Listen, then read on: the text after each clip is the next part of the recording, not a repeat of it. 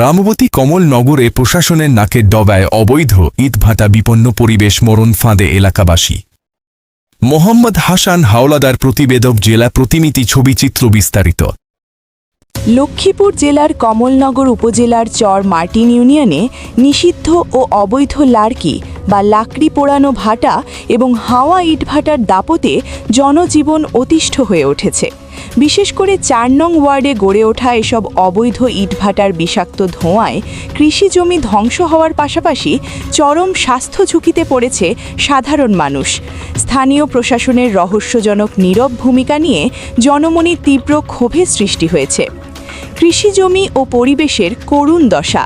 সরজমিনে দেখা গেছে চর মার্টিন ইউনিয়নের ৪ নং ওয়ার্ডের উর্বর কৃষিজমিতে আইন অমান্য করে স্থাপন করা হয়েছে এসব অবৈধ ইটভাটা। ভাটার কালো ধোঁয়া আর লাকড়ি পোড়ানো ছাইয়ের কারণে আশপাশের ফসলি জমির ফলন মারাত্মকভাবে ব্যাহত হচ্ছে। গাছপালা মরে যাচ্ছে এবং নারিকেল সুপারিসহ স্থানীয় ফলদ বৃক্ষের উৎপাদন তলানিতে এসে ঠেকেছে। পরিবেশ আইনকে বৃদ্ধাঙ্গুলি দেখিয়ে জনবসতিপূর্ণ এলাকায় এই বিষ ছড়ানোর মহোৎসব চলছে। শিক্ষার্থীদের জন্য মরণ ফাঁদ সড়ক। ইটভাটার ইট ও লাকড়ি পরিবহনের জন্য ব্যবহৃত হচ্ছে বেপরোয়া গতির অবৈধ ট্র্যাক্টর ও ড্রাম ট্র্যাক। এসব ভারী যানের চাপে ইউনিয়নের গ্রামীণ সড়কগুলো ভেঙে চুরমার হয়ে গেছে। ধুলোবালিতে অন্ধকার হয়ে থাকে চারপাশ। স্কুল কলেজ পড়ুয়া ছাত্রছাত্রীদের জন্য এই সড়কগুলো এখন মরণ ফাঁদে পরিণত হয়েছে। প্রায়ই ঘটছে ছোট বড় দুর্ঘটনা, যার ফলে অভিভাবকরা সন্তানদের শিক্ষা প্রতিষ্ঠানে পাঠাতে আতঙ্ক বোধ করছেন। প্রশাসনের নীরব ভূমিকা নিয়ে প্রশ্ন।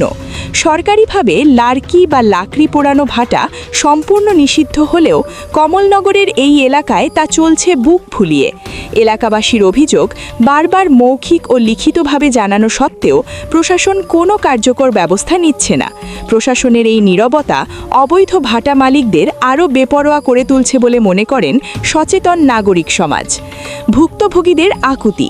চর মার্টিন ইউনিয়নের ৪ নং ওয়ার্ডের এক ভুক্তভোগী বাসিন্দা জানান, আমরা এখানে শান্তিতে নিঃশ্বাস নিতে পারছি না।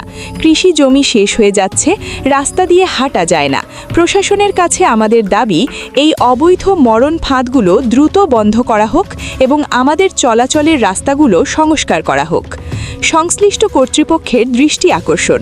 পরিবেশ ও জনস্বাস্থ্য রক্ষায় অবিলম্বে এই অবৈধ ইটভাটাগুলো উচ্ছেদ করে দোষীদের আইনের আওতায় আনার দাবি জানিয়েছেন কমলনগরের সর্বস্তরের মানুষ।